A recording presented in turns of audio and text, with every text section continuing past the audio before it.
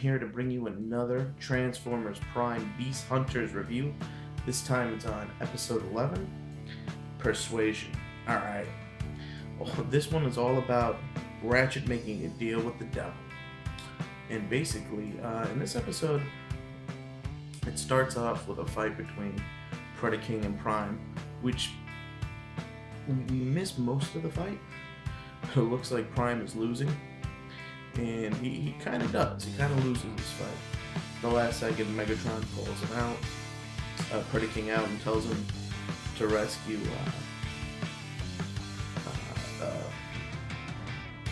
Shockwave because he's in trouble.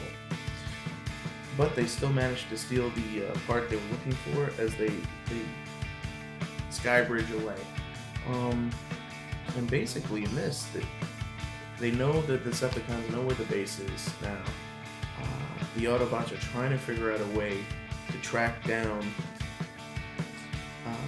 the Decepticons in order to get Ratchet back. And basically, this whole time, first Megatron tried to extract the information via the old mind suction cup thingy.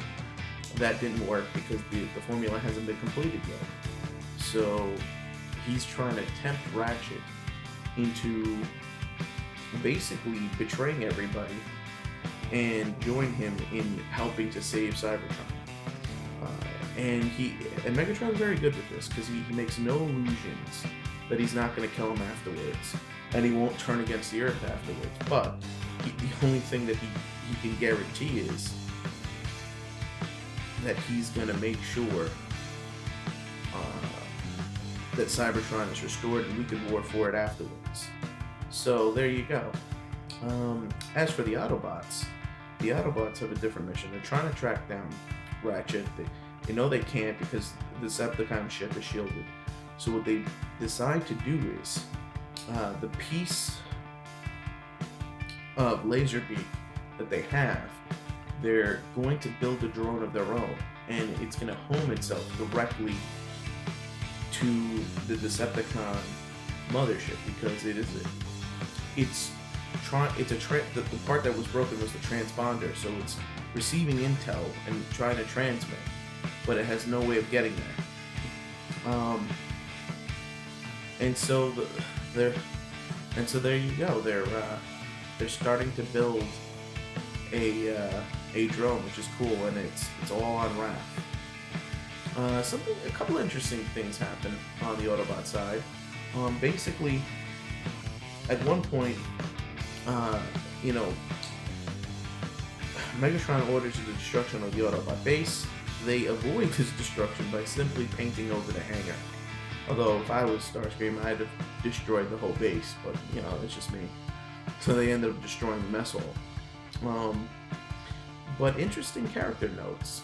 Fowler's thinking of the future, and he's thinking of developing a task force with maybe using Cybertronian tech in defending the Earth. And he thinks Jack, after he's done with high school, might be one of the first guys that should join up and train up to do this.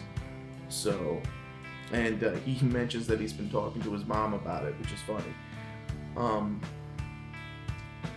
And we get Ratchet, we get Wheeljack helping out, doing some of the science stuff, which is very Generation 1, as they build Chip, their version of their drone. Now, on the Decepticon side, basically, there was some mild Predaking stuff at the beginning of the episode, but, just that Megatron's going to let him kill Ratchet when he's done with him. But Megatron the whole time he's making a pitch, this is a sales pitch. And he's showing him his laboratory and everything he has and some of the stuff he uses and just trying to impress Ratchet. But Ratchet's like, this is crazy. Without even if you're trying to rebuild the Omega Lock, it's not possible. This is mystical, not science. There's no way. And then you see the Omega Lock on the Decepticon ship hovering above Earth. And by the way, they spared no expense graphically on this image. It looked amazing. It looks like you could zoom right into it. It looks like they spent good money on it, and it looks incredible. And finally, Ratchet says yes, and that's the episode. Really, this is, not too much happened. There was some mild action in the beginning, but this is all about a sales pitch. This is all about making a deal with the devil in order to save the planet. After all, Ratchet was the one with the biggest problem with Prime destroying the Omega Lot. So, the next episode looks like it's going to shape up to a rescue mission, and we'll see exactly what happens and how far they get on the synthetic energon, which is what, I didn't mention this, but this is what Megatron needs him to complete in order to it's part of the formula to try to bring back Cybertron. But, not too much else to say about this episode. I dig the choice.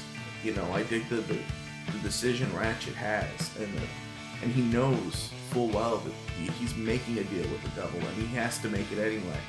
I think that it speaks to his character. Maybe it's a character flaw, maybe it's not, but I definitely dig the complexity that they're giving these guys. It's not a simple right and wrong decision. This is a very moral gray area. So, is it really for the greater good? I love all of this stuff. So I'm going to give this episode 3 out of 5. I mean, out of my Transformers, it was a good episode. Out of my Transformers, maybe I like a little bit more action, but the mental stuff I do love too, because they don't dumb it down. This series makes no illusion that it's trying to do that, and I really like that. So that's it out of me.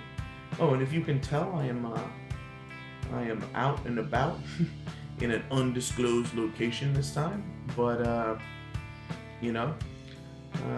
have some new stuff for you guys later today. So I think I'm gonna do Beware the Batman, so check that out. But this is alertwolf saying, click it up if you like it, comment if you must, and please, please, please subscribe if you can. And this is me signing out.